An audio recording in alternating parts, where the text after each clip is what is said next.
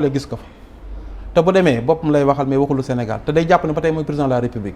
Macky waaw kooku lan war laaj kon loo xam génnul ci comportement FMI bi. dama ni da nga ko war laaj ndax Macky Sall bu pexeem juboon tey jii may wax ak yow. ñii duñ am ndam pour mu dikkaat si réew mi wala ñooñu dikkaat si réew mi mais Sénégalais ñun waruñoo seetaan tey génn leen fi ñoom ba pare wàññi ko leen seetaan ñoom ñu bëgg a tumurankil ñi nga xam ñoo jot nekk si réew mi ak yàq li nga xamante ni mooy seen pexe ba nga xamante ni fi Sénégal bëgg a àgg du fa àgg loolu waruñu ko accepté loolu moo tax kenn ku nekk war a takk sa ceinture bañ a déglu ñi nga xamante ni ay kulu naa leen nga xamante yàq rek moo la ñor ak ñi nga xam seen intérêt maanaam moo yàqu parce que ñii bi ñu jotee si réew mi lan la am si nguur Macky Sall amatuñ ko ñu bëgg a lëkkaloo ñoonu ak ñi nga xam ne waaye bitim réew pour yàq Sénégal kooku ñun ñi nga xam ñoo bëgg réew mi ànd ak ñoom waruñu ko seet lu mu leen jaral benn waruñu jaral fukk pour ñoom ñu reste si biir réew mi parce que ñoom seenu dellusiwaat si réew mi moo toroxtaangi réew mi te itam yaakaar naa waa Sénégal waruñu ko def parce que mënoo jël ni ab sàcc wala rey kin timal rey nit ngeen dellu ko si réew mi matagul 5 ans mu ne si àll bi bëgg a defaat pour ñëwaat si réew mi ngeen bëgg ko jëlaat bëgg ko jënd ñi nga xamante ni ñu bees la ñoo xamante ni ñu ngi jubal jubanti kooku waruñu ko seetaan pour man daal loolu mooy li nga xamante mooy li wér. Alors balaa ñuy jàll doyen Abbas ce qui se passe entre le Sénégal et le FMI pas plus tard que voilà notre Moody's bi mu baissé pareille situation ak enjeu yi mu làmbool sur le plan économique tey finalement lan moo ci sa njàngat ak it xëy na yan pexe parce que ñu ngi chercher équilibre sur le plan économique parce que tey am na yéene sunu kanam ay défis yoo xamante ni war nañ ko atteindre te ñaari at daanaka jàll na te ba tey nag FMI dërëmam duggagul ci réew mi te ñu ngi maintenir le cap. sëñ bi dafa jëloon kàddu gi ci man. daf nga ko foon. fekk mu ne woon si téléphone am na yu bëri yu mu développé. dëgg la. ma ànd ci ak moom. waaw sur les principes généraux. ok. mais fi ma doon développé. mi ngi ñeeroon les réseaux de blanchiment. xam nga blanchiment de capitaux. dafa am ci yu mu gën a gaaw. ma cité le président Ngouda Fall Kane nekkoon ancien président bu CENTIF. Je le cite, nee na j'ai remis avant de partir une centaine de dossiers à la justice concernant des ministres, des autorités étrangères et des autorités étrangères. La lutte est l'une des plus grandes filières de blanchiment au Sénégal. mu tegal la si la grande vérité de l'ancien IGE sur l'audit des finances publiques, les corps de contrôle sont ONG ACRA, ces anecdotes le président Wade et cetera. di ko développé. ma liir ko nag. tënkal ñu ko ci. lim la bëgg a wax lan nga bëgg a wax fii. mooy réseau de blanchiment yi dafa bëri ay fànn lu jëm ci wàllu suuf bokk na ci réseau de blanchiment yu ñu gënoon a ràññ. lu jëm ci wàllu làmb bokkoon na moom ci li mu wax ni bokk na ci réseau yi nga xamante ne réseau de blanchiment la sans compter maintenant yeneen secteur accessoire yi nga xamante ne lim na ko pour que ñu bañ cee mën a xuus loolu nag yaamu sax waaw lu tax ñu arrêté Mbour 3 Mbour 4 Mbour 4 du moins autant pour moi lu tax ñu arrêté ko bokkoon na ci mesures yi ñu njëkk a jël lu tax delloowaat naa la laaj bi mon cher doyen. lañ fa def bu dee dañ la jox une maison pour que nga dëkk fa. est-ce que jar na tey jii sëñ bi rek nga ñëw daggal ko fa 10 hectares. Ça c'est louche hein.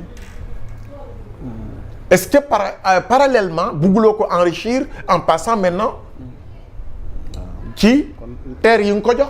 la nga waxoon sànq dikkaan na xel ñaaw na xel tey na. xel mën na tey parce que pour yaa Moussa yow benn kër rek jaral na la 10 hectares. benn kër 350 mètres carrés gën kaa bëri doy na. pour nga fàtt ci sa njaboot. y en a qui en ont eu des centaines d'hectares. nga jógee fa. li xew VDN prolongé bi. ñu jël des mesures toj la fa nekkoon yëpp daaneel forêt classée ba fa nekkoon yëpp pour lan satisfaire une clientèle politique. litige boobu waruñu ko leeral dans quelles conditions la fa nit ñi amee comment floraison immeuble yi jaaxalu la ah dégg naa sax suñu benn ancien confrère te mu gàddaay moom dafa gàddaay danañ ci ñëw ah parce que sëñ bi war nañ ci ñëw et cetera waaw moom it ñu ngi koy jëñ suuf su yaatu. waaw moom laa la wax rek. donc xam nga yooyu beneen ancien confrère dénoncé woon na ko ci jotaay benn consoeur ci wàllu suuf yi mu dajale. yaa Moussa xam nga man ban principe laa am. waaw ban principe nga am. dossier yu ñu téye yëpp di ko tepp di ko benn nañ ko génnee teg ko sur la table. ne serait-ce que sur le principe. non conc moom amatul nag doyen. non waxuma la dafa am conc. dama ni la dossier yi. xam nga tey jii mën nga toppee Abbas benn dossier. waaw ñu ni Abbas toppee nañ ko ci dossier bii 240 millions la. fekk am na dossier 10 milliards 100 milliards yu tëdd. affaire Petro-Tim bi waruñu ko leeral. waaw defe naa sëñ bi sànq mi ngi koy. enseigne bi. ba ñun ñu loolu waruñu ko tirer au clair am na li jar a topp te duñ la ko toppee mais dañ lay toppee ci. oui donc pour man. waaw. tey jii yaa ngi wax wooy dañuy xaar suba pour le dossier Alioune Sall et cetera. mais du benn dossier boobu rek moom moo nekk ci ndondam. ah bon déedéet du benn boobu rek. allez ca 400 millions soxla wala ko xaw ma 400 non débat boobu amatul nee nañ amatul luñ koy. ku la ko wax 400 000 amul. ah jéggalu amuloon ci diggante bi ca kakaw. waaw mën na feeñaat de. ah déet. mën na feeñaat de xanaa nag réew mi di delluwaat ci coowal 400 000 mën na donc yaa Moussa donc pour man. waaw ñu daanelee foofu balaa ñu. principe généraux yi. allez-y nañ ko respecter mooy la présomption d'innocence de la personne interpellée. ok maintenant principe de reddition des comptes bi aussi. il faut qu'on y aille parce que mënuñu après 2 ans d'exercice ñuy continuer di wax ci débat boobu. il faut que les dossiers soient vidés avec les diligences nécessaires te loolu responsabilité administration bu Sénégal la responsabilité justice bu Sénégal la. pour man débat bi yëpp ça tourne autour de ça de ces questions d'enjeu liggéey gi moom dañ ci war a jublu liggéey dañ ci war a jublu parce que l'attente est là nit ñi ngi xaar yaakaar gi mi ngi gën a juddu di gën a bëri di gën a màgg. Comment satisfaire toutes ces demandes? Je pense que le moment est venu ñu mettre en œuvre avec un programme spécial sur le plan de redressement économique et social. Ministère yi approprié wu ko liggéey si lañ ca war a liggéey xaar mi dafa yàgg. Le programme a été lancé ba léegi lan moo tax ñuy toog di xaar l'activité gouvernementale war nañu jël en question les questions d'enjeu ñu teg ko sur la table les acteurs yu koy concourir commencent ci réfléchir di apporter des réponses. Le plan a été bien présenté keroog ñi fa nekkoon gisuloo kenn ku ko contesté mais la des nag c'est l'appropriation par les directions, l'appropriation par les ministères, par effectivement les députés de l'Assemblée, etc. te gëm naa ni session plénière bi ñu jëm le grand débat va se poser autour de ces questions pour que nit ñi wàññi wax ji ba pare di liggéey gi rek mooy li ci am solo. Le Sénégal vient de sortir ci benn forum bu mag muy le forum Investir au Sénégal gis nañu les intentions de partenariat. ñu amoon ambition wu 10 000 milliards ñu dem ba 13 000 et quelques milliards d'intention mais il faut que ñu approprier wu de ces agrégats macro yi nga xam ne am nañ ko pour que ñu liggéey réew mi maintenant nag kuy liggéey nga bëgg saa yoo yégee 3e étage nga gis picc bu jël weñ wala dara sandi la nga bëgg a wàcc fi suuf foraat di ko tontu doo dem le seul bilan mooy bi ñuy présenter à partir de 2028 mooy réew mi bi ñu ko jëlee fan lañ ci toll ci wàllu liggéey bi pour que 2029 dafay nekk une lettre à la poste. Il n'y a que le bilan matériel et immatériel. Le bilan immatériel est déjà consommé. Ya Moussa, ne serait-ce que sur le principe de gestion transparente des affaires de la cité. Principe boobu rek. bilan la. ba FMI confirmé loolu. ba FMI confirmé. félicité leen si. waaw maintenant gis nga FMI ay Moody's affaire de ba noonu yëpp c'est des groupes de pression lu FMI mënta wax. ñoom ñooy nekk seen ginnaaw di leen laxasaayal di leen jéem a teg ay pression mais dama ni la Ya Moussa seule source de revenu Sénégal lay jóge du jógee feneen bitim réew li mu la lebal seen intérêt la muy FMI muy France lu ñu la jox rek am nañ ci intérêt derrière mais que les Sénégalais soient motivés. maam lu ma la ci dollil boo ma ko mayee. bisimilah ñu barasiku waale parce que ci même ordre d'idée soxna laal la. yaa ngi ma ko doon wax sànq c'est important Ismaïla boo ñu mënee may illustration. diaspora bond bi ndax da nga tudd bitim réew. mu am initiative goo xam ne tukkee na ci nouveau régime bi sous la houlette du PM Ousmane Sonko. alors mu mel ni nag les lignes bougent soxna laal la am na xibaar gu ci am. ci wàllu diaspora bond bi lan moo xew Abbas dolli wàllu ko ci. Abbas dafa amoon benn baar buñ soxla woon. ci diaspora bond bi mu tolloog 300 milliards. donc actuellement ñu ngi yegsi ci 450 milliards sur le marché financier régional maanaam li ñu lancé woon boobu pour am ko. am nañ un surplus. de 150 milliards. donc au total am na parce que communiqué bi le ministre des finances moom moo ko def. xëy na su ma ko naree lire day gudd mais ci li ñu mën a jàpp rek. li ci xibaar rek mooy. c'est ça 450 milliards mobilisé nañ ko. si diaspora bond 300 lañ bëggoon ñu mujj am 450 milliards muy diaspora bond bi. objectif c'était d'avoir ou d'atteindre 300 milliards comme ni ko Lalla leerale montant levé ci wàllu couverture bi 450 milliards. ñu àgg benn taux de couverture de 150%. alors avec la participation de plus de 20 pays. non pas 20 pays c'est 70 à peu près. non pour le moment. pour le moment voilà donc ok voilà. Yamoussa diaspora bond. je pense que c'est à féliciter. parce que yaa ngi doon wax léegi. sénégalais yi. waaw ay sénégalais ñoo ko def léegi ñu ngi lay tontu. critère de performance la. loolu lim lay woon. mooy réew mi dal am na fi.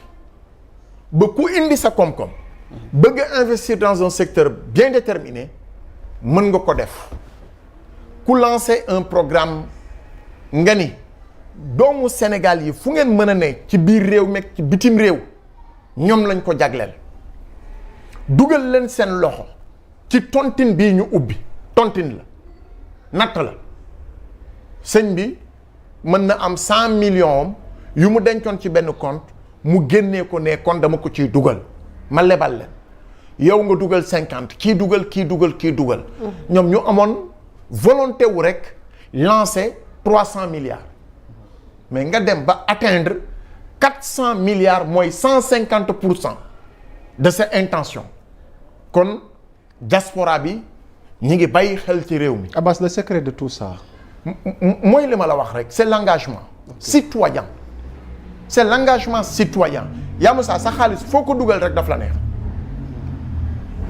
sa xaalis boo ko yoree foo ko dugal rek daf la neex wala nga am garantie ni dina jur dara diaspora bi c'est une manne financière diaspora bi bu tabaski jotee ñaata nit ñoo yónnee fii non boo defee kii bi sax 1800 milliards chaque année mooy dugg Sénégal voilà mooy dugg Sénégal mais fan la jëm bu njëkk ba ci xew takk jabar ngénte ak yooyu la jëm mais léegi dañu ne dañ leen organiser ñu nekk en coopérative d'investissement coopérative d'investissement j'ai fait le plaidoyer dama jógee Mantes-la-Jolie dem Reims jógee Reims remonter un peu ba Paris pour que ñu sensibiliser la diaspora ñu dugal ci seen loxo donc l'objectif a été atteint maintenant fu ñu jëm voilà mooy li ëpp solo allez-y foofu vite mooy aujourd'hui gis nañu ay pays yoo xamante ni dañu mobiliser wu lu ci mel na Turquie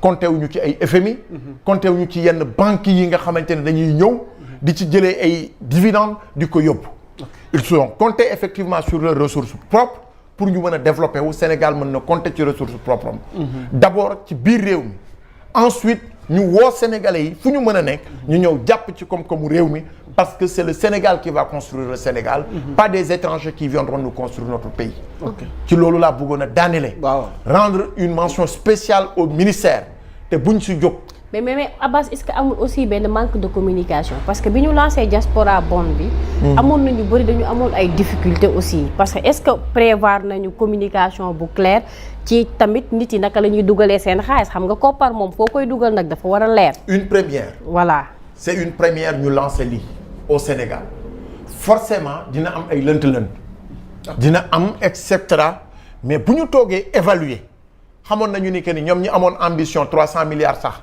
bu leen neexoon ñu defoon ko 1000 milliards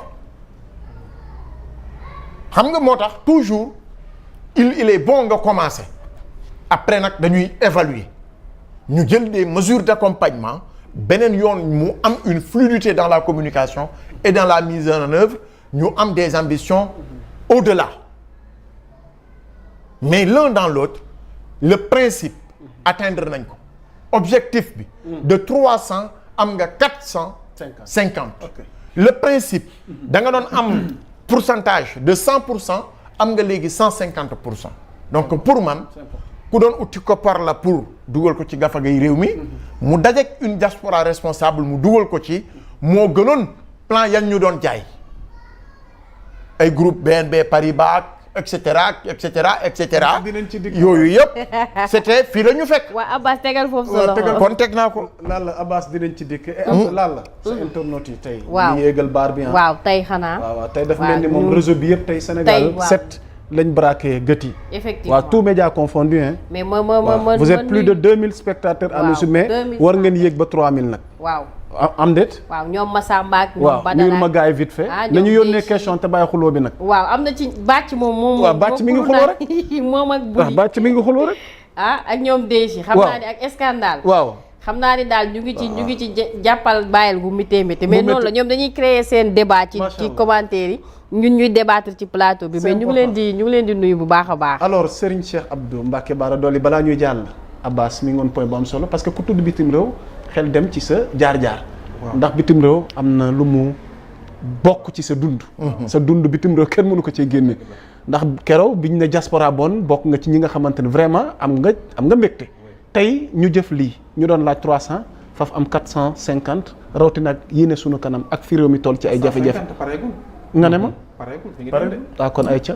bon maa ngi félicité nag bu baax. moom ku laal diaspora bi moom am nga problème. xam nga Ousmane Sonko dégg na. c'est une mystique du Sénégal na ndox mi ñëw na café gi ñëw. Ousmane Sonko mooy mystique quoi c'est une mystique du Sénégal.